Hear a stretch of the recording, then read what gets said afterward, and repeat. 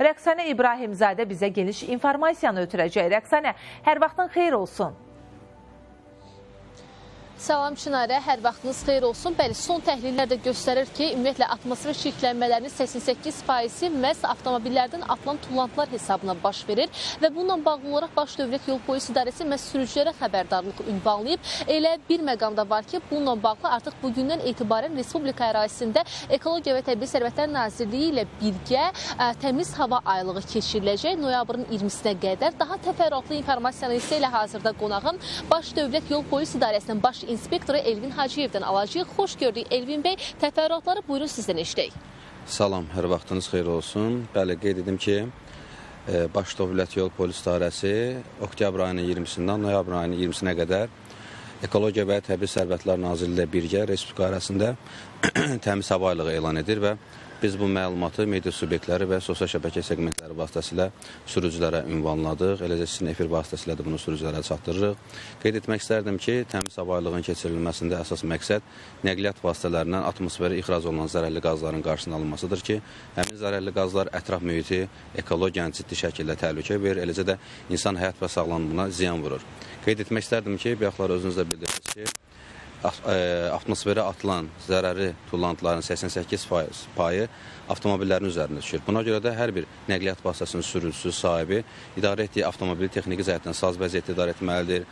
Mühərrik sistemi, yanacaq sistemi saz vəziyyətdə olmalıdır ki, nəqliyyat vasitəsini texniki cəhətdən saz vəziyyətdə idarə etsin. Bir məsələni də qeyd edim ki, avtomüəssisə rəhbərləri tabeliyində olan nəqliyyat vasitələrini texniki cəhətdən saz vəziyyətdə olmaqlarını mütəmadi olaraq diqqətə saxlamalıdırlar.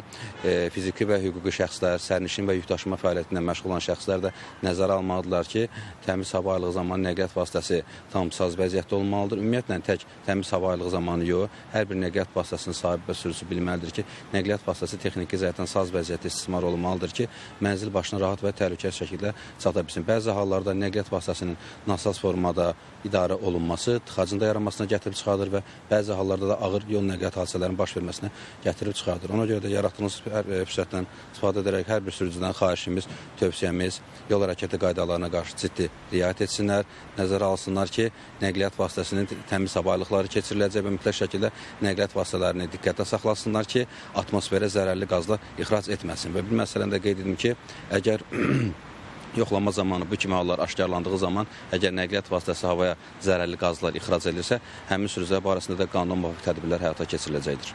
Təşəkkür edirəm informasiyaları biz və tamaşaçılarımızla paylaşdığınız üçün. Bir daha xatırladım ki, hazırda artıq bugündən etibarən noyabrın 20-sinə qədər Respublika ərazisində təmiz hava aylığı keçiriləcək və bu müddət ərzində mütləq şəkildə avtomobillərin sazlıq vəziyyətinə diqqət etmək lazımdır. Nəinki indiki dövrdə ümumiyyətlə bütün dövr ərzində avtomobil sazlığına diqqət edərək həm atmosfer çirklənməsinin qarşısını almış olaraq, eyni zamanda qəza riskinin yollarda yaranmasının da qarşısını almış olaraq.